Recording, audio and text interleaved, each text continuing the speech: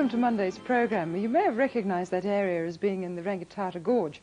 Well, a little later in the programme, we're going to have a look at an ice rink that's little more than memories. We're also going to have a look at a new direction in Christchurch restaurants. But meantime, here's John with a look at it. Is planning to hold the country's first ice skating jubilee, and it'll be in Geraldine in November. The group used to skate on a natural ice arena up the Rangitata River, and it was an arena with such good ice skating conditions that it attracted skaters from all over the world, as Michael Brown tells us. For some reason, the name Mount Harper Ice Rink can still be found on the latest topographical maps. But for the last 30 years, the ice rink itself has not existed. It disappeared 3 decades ago, when the savage winters grew mild and the river braided. And yet the natural rink that used to form here every winter was so good that in the 30s and 40s it wasn't a matter of who came to skate here, but who didn't come to skate here.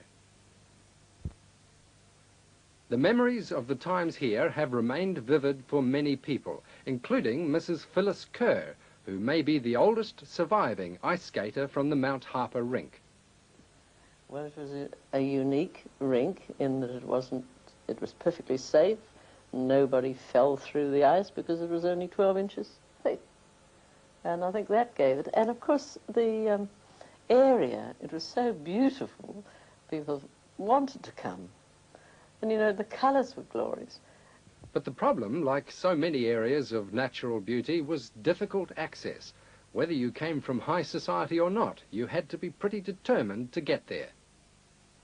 Oh, it was difficult. The road itself up the gorge was a difficult one. It was, corners were icebound, and you always had to carry change, and if not use them. And then when you got to the area where you had to come across the river, it was very difficult. It was made as easy as possible by Wyndham Barker. Some of these contraptions look quite nerve-wracking.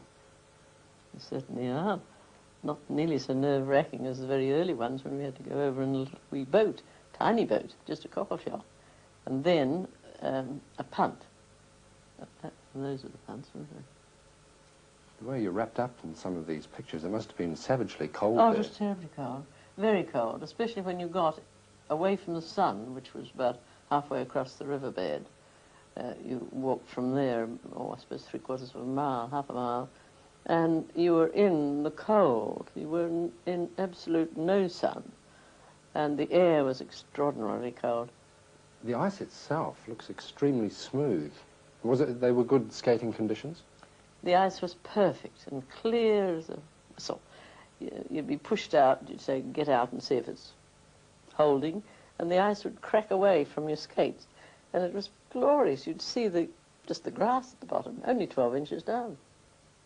With good ice and beautiful surroundings, the skating took on a character all of its own. And the exhilaration of skating in that atmosphere, I think, helped everybody.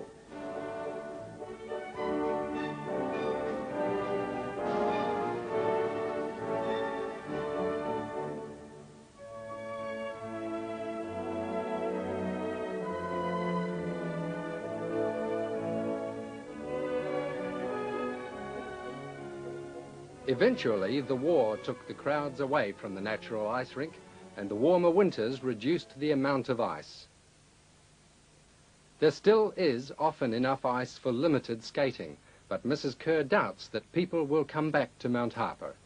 Over the years, it's just died a natural death, and it seems so sad. Of course, there are a lot of indoor rinks now, and people go to them, and it's so much easier. So really, are we looking at something that's been and gone and won't come back again? Well, mainly the Mount Harper I wouldn't expect to come back again, because it would be a tremendous amount of work to get it. Wyndham and Brenda Barker worked themselves almost to a standstill to have that rink in the perfect order that it was. And when you can easily get to indoor rinks, I think no one would put the amount of work into an outdoor one now. For the Jubilee in November, there's the problem of trying to find people here in New Zealand and overseas who once skated here at Mount Harper.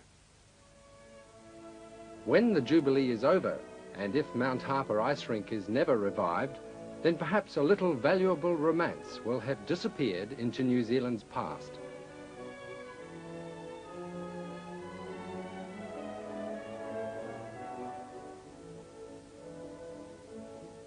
Lovely. And if you're one of those who danced the skater swass at the Harper Ice Rink and would like to go to the reunion, the address to write to is this: Oakwood, Hadlow, number 4RD, Timaru. That's our programme.